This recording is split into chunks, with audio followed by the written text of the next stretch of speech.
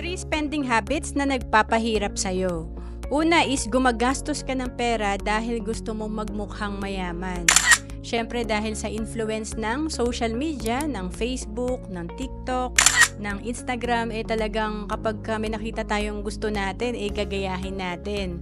Or nakita natin na meron ng kaibigan natin, gagayahin natin, kagaya ng pagta-travel. Pero alam mo, ang goal natin hindi lang magmukhang mayaman.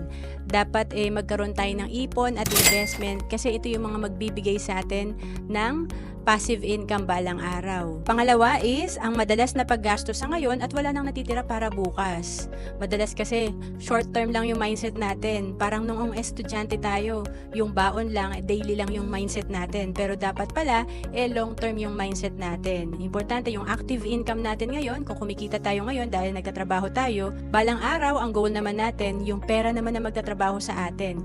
Ito ay pag meron tayong investment, nakikita ng passive income or money working for us balang araw. And pangatlo, ang paggastos ng lagpas sa iyong kinikita. Ito yung pinakamahirap. Every payday, lagi kang sobra dun sa iyong kinikita. Dapat talaga live below your means. Ibig sabihin, kung kumikita ka ng 20,000, mas mababa sa 20,000 yung gastos mo, kagaya ng 17,000. Para yung 3,000, ito ang iyong iipunin at palalaguin. To know more about savings and investment, message mo lang ako sa FB, Roan Celis Capistrano.